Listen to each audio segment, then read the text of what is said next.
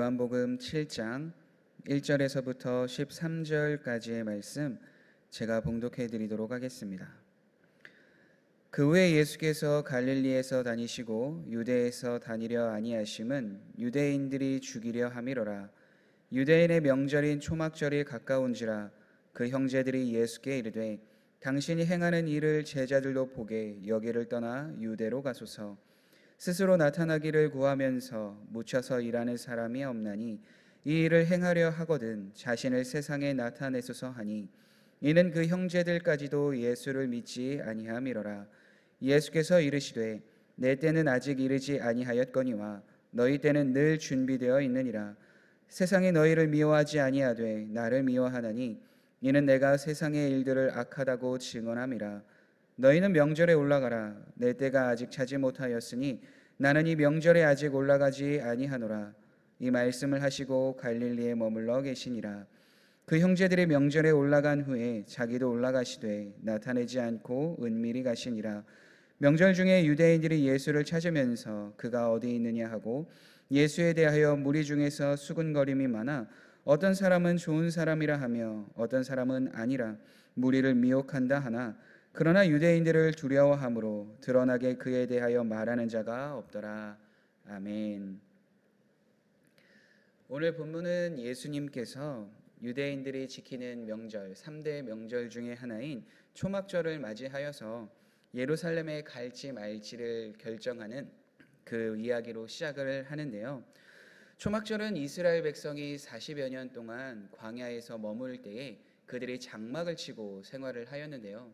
그것을 기념하는 절기, 그리고 그들이 이제 그 다른 땅 가나안 땅에 돌아가서 거기서 추수하였던 그것을 기념하며 지켰던 절기가 초막절인데요. 그래서 초막절이 되면 3대 절기이기 때문에 그 모든 유대인들 사람들은 이제는 그곳에서 예루살렘에서 예배도 드리고 함께 교제하는 시간들을 갖기 때문에 많은 사람들이 초막절을 맞이하여 그 예루살렘으로 향하게 되는데요. 그러한 때에 예수님의 형제들도 예수님께 말하는 것을 우리는 보게 되는데요. 그게 요한복음 7장 3절과 4절 말씀입니다.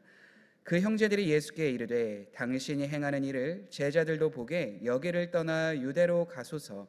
스스로 나타나기를 구하면서 묻혀서 일하는 사람이 없나니 이 일을 행하려 하거든 자신을 세상에 나타내소서 하니.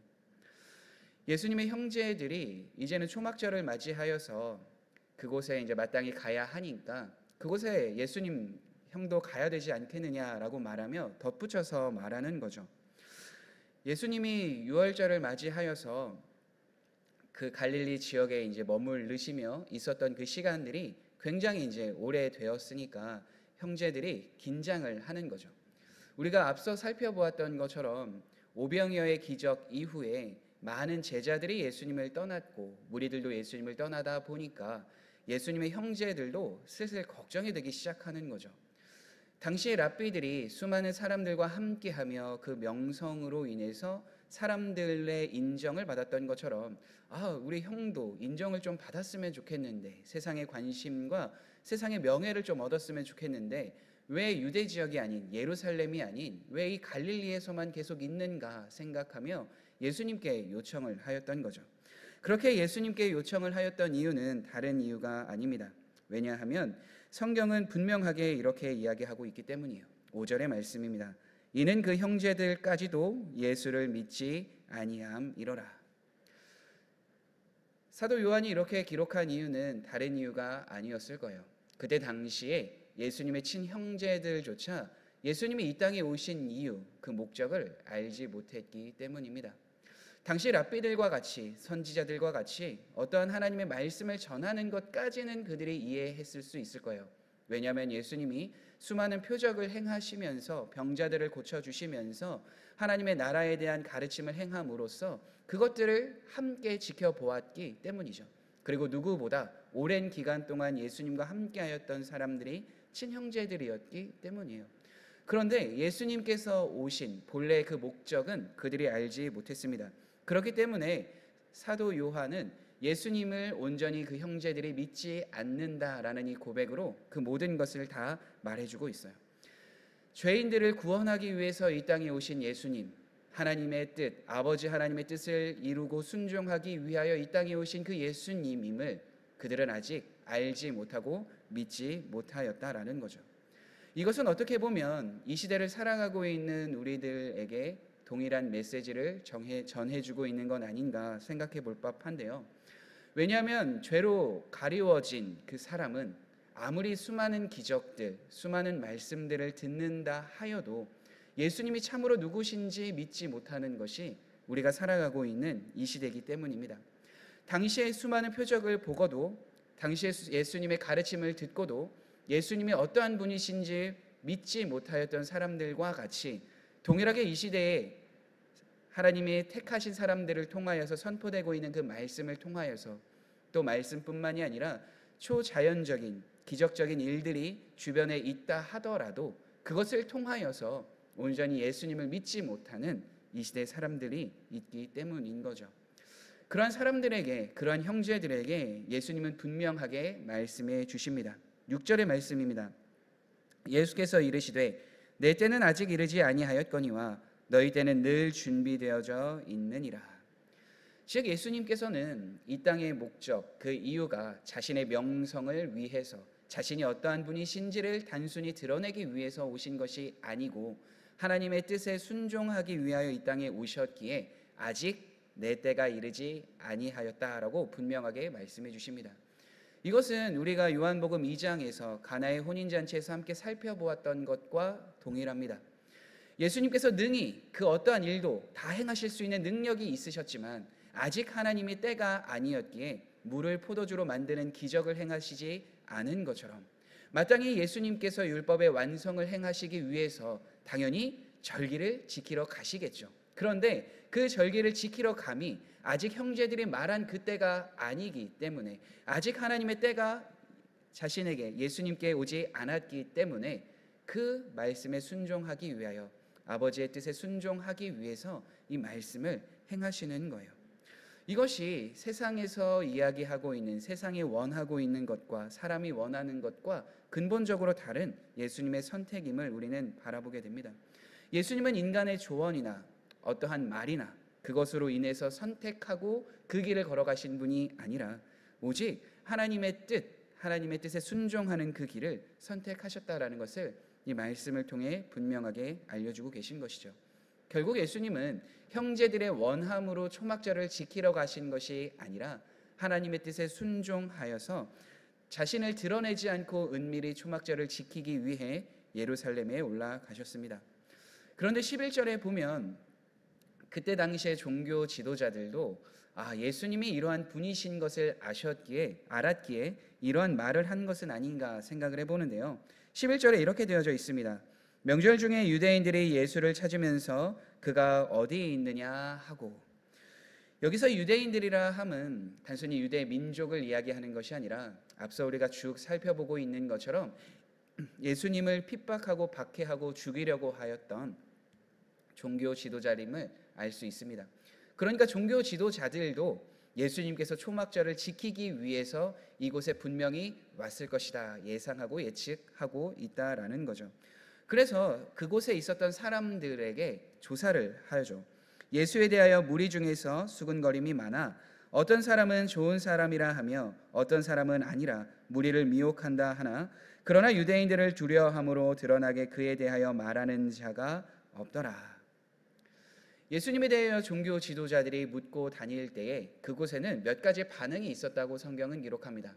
어떤 사람은 예수님이 좋은 사람이다 라고 이야기하고 어떤 사람은 아니야, 우리를 미혹하는 사람이다 라고 비판적인 견해를 보였다라는 거죠. 중요한 것은 그 모든 견해를 가진 사람이 그 예수님에 대해서 드러나게 소문을 내면서 그 이야기를 하지 않았다 성경은 이야기합니다. 왜냐하면 13절에 나와 있는 것처럼 유대인들을 두려워하였기 때문에, 종교 지도자들을 두려워하였기 때문이다 라고 말합니다. 당시 종교자들에게는 특별한 권한과 권리가 있었기 때문이죠. 유대인들을 그 함께하고 있는 그 사람들에게서 멀리하고 떠날 수 있을 만한 권한을 그들이 가지고 있었기 때문이에요.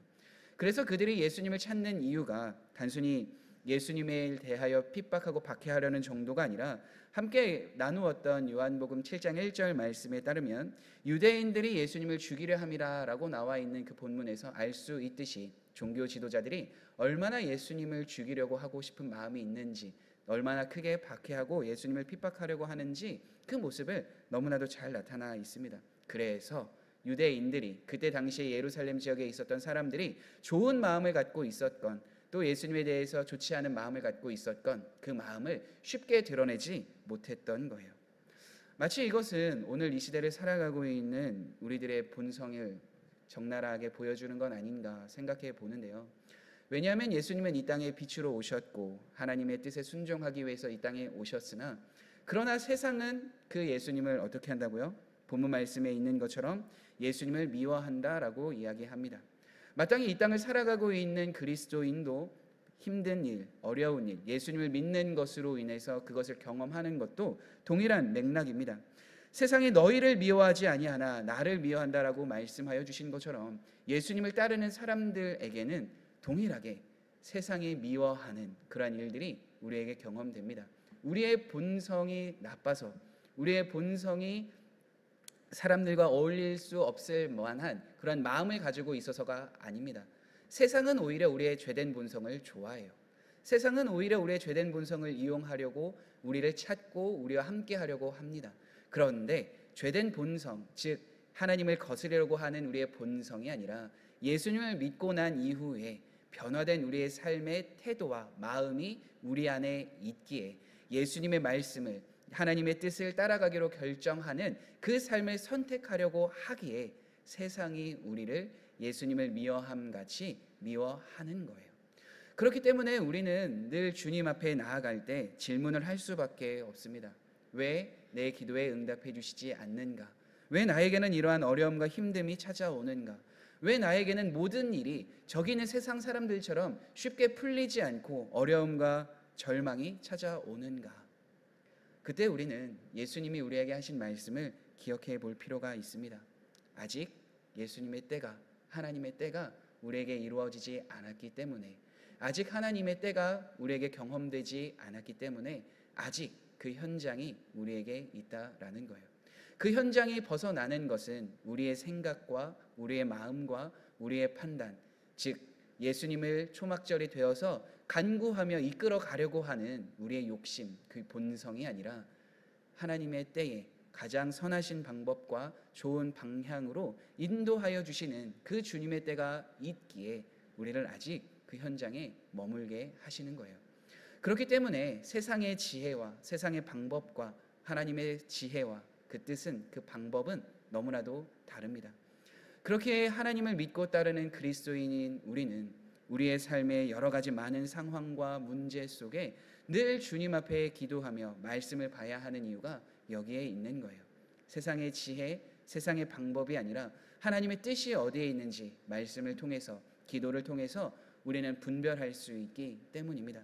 그렇게 사랑하는 성도 여러분, 지금 당장 이해되지 않는 우리의 상황에도 우리가 노력하고 또한 우리가 구하고 있는 그 모든 것들을 하나님이 외면하고 계신 것이 아니라 하나님의 때에 그 모든 것을 가장 선하신 방법으로 선하신 길로 인도하여 주고 계신다라는 그 믿음을 갖고 주님 앞에 나아가시는 오늘 하루가 되기를, 평생의 삶이 되기를 간절히 소망합니다. 그때에 하나님께서는 우리의 간구, 우리의 노력, 그 모든 것을 통하여서 하나님의 놀라운 인도하심과 그 영광의 은혜를 우리에게 더하여 주시리라 확신합니다. 하나님의 때를 기다리시며 주님 앞에 순종하며 나아가시는 모든 성도님들 되길 간절히 바랍니다. 이 시간 우리 함께 기도하시겠습니다. 사랑과 은혜의 하나님, 우리의 삶에 다가오는 세상의 유혹과 오해 속에서도 흔들림 없이 주님을 의지하고 바라보며 나아가는 우리 모든 성도님들이 될 수 있도록 은혜를 더하여 주옵소서. 때로는 우리의 조급함과 우리의 기대가 그 모든 것을 망쳐 놓을 만큼 앞서 나아가는 것을 보게 되지만, 그러나 그러한 모든 상황에서도 가장 선하고 온전하신 주님의 때를 기다리며 인내하며 바라볼 수 있는 그 믿음을, 그 은혜를 우리에게 더하여 주옵소서. 그로 인하여 우리의 모든 것을 인도하시고 함께하여 주시는 그 주님의 은혜를 누릴 뿐만 아니라 그 일하시고 역사하시는 주님으로 인하여서 그 삶의 모든 것을 통해 주님께 영광되는 삶을 살아가는 우리 모두가 되게 하여 주옵소서. 예수님의 이름으로 기도드립니다. 아멘.